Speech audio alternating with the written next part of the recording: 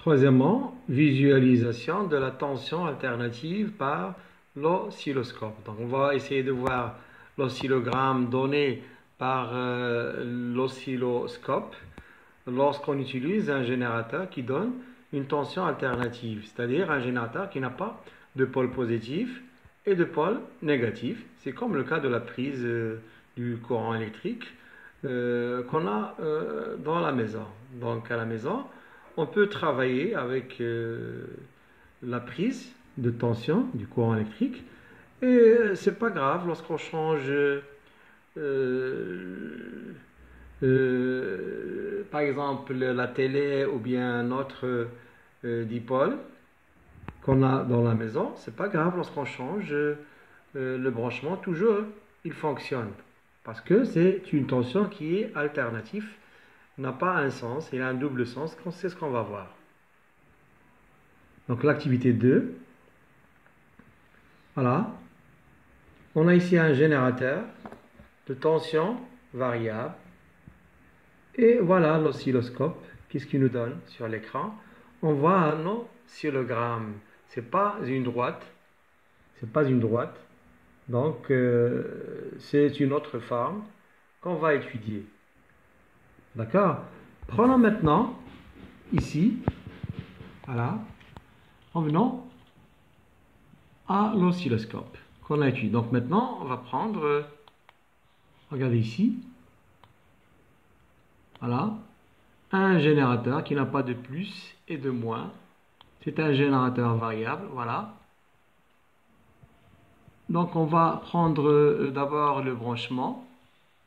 Ici, on allume l'oscilloscope. Lorsqu'on allume l'oscilloscope, il est branché ici.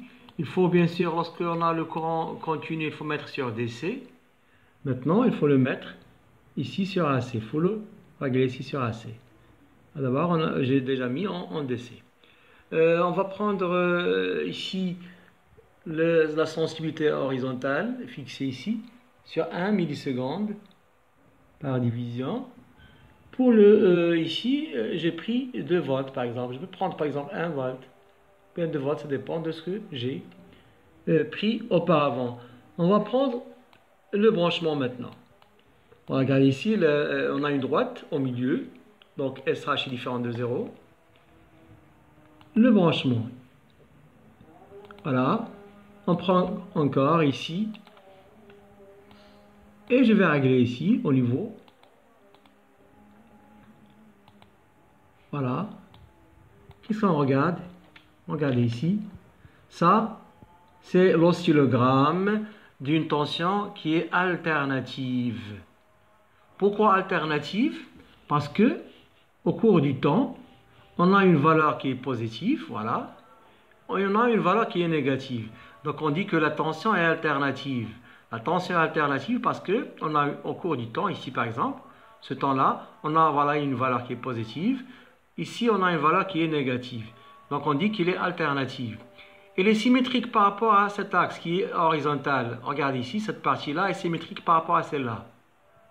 Donc on dit que la tension alternative est symétrique par rapport à l'axe horizontal.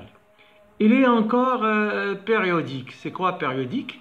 Regardez ici, il se répète. Voilà, ici, la même chose. On a encore une autre qui est semblable. Donc on dit qu'il est périodique. D'accord? Si je prends d'ici, voilà, jusqu'ici, c'est la même figure qu'ici. Ça se répète, donc on dit que c'est périodique. Donc l'oscillogramme qu'on a de la tension alternative est alternative parce qu'une fois elle est positive et une fois elle est négative. Elle est symétrique par rapport à l'axe. Il est variable parce que, pourquoi c'est variable? C'est pas fixe comme le cas de la tension continue. Parce qu'ici on a une valeur. Ici encore on a une autre valeur. Ici on a une autre valeur. Donc ici, si je prends ici, par exemple, J une autre valeur, regardez ici. Voilà, 2 petits carreaux, ça fait 2 volts. Ici, je prends 1, 2, à peu près 3 volts, 2,8. Si je prends par exemple ici, je fais la projection, regarde, j'aurai à peu près 1,8. Donc, on dit qu'elle est variable. Variable parce que il n'a pas la même valeur au cours du temps. Il est périodique encore. Donc, revenons ici. Voilà. Observation et déduction. Sur l'écran, nous observons des ondulations alternées, c'est-à-dire alternatives. Une fois positive et une fois négative. Symétrique, c'est-à-dire par rapport à l'axe qui est horizontal. Ce qui est en haut est le même que ce qui est en bas. Et il se répète périodiquement. On dit qu'il est périodique. C'est-à-dire qu'on a la même allure qui se répète chaque fois au cours du temps. Ceci explique que la tension aux bornes du générateur est une tension alternative sinusoïdale. Pourquoi sinusoïdale? Cette forme-là, elle est sinusoïdale parce qu'on a d'autres.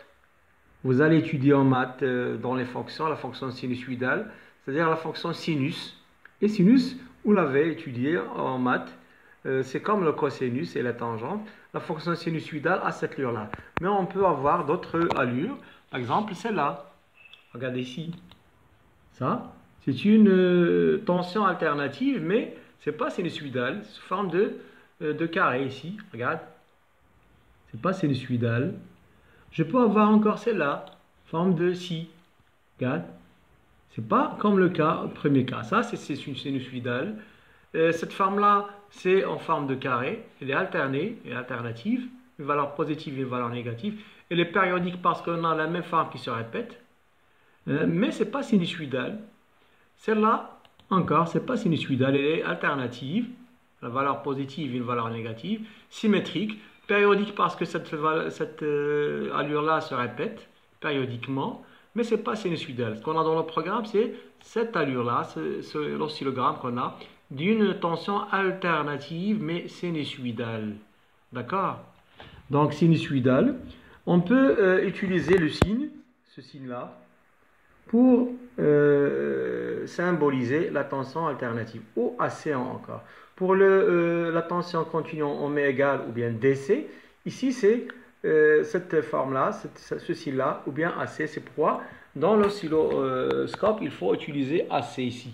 Regardez ici, c'est AC et pas DC, parce que c'est alternatif. Donc maintenant, résumé. La tension est de deux types, soit la tension continue, son symbole est égal ou DC, ou bien la tension alternative, sinusoïdale, son symbole est à peu près ou AC. Ce sont les deux types qu'on a, ça dépend de la. Donc, grand 2, caractéristique de la tension alternative sinusoïdale.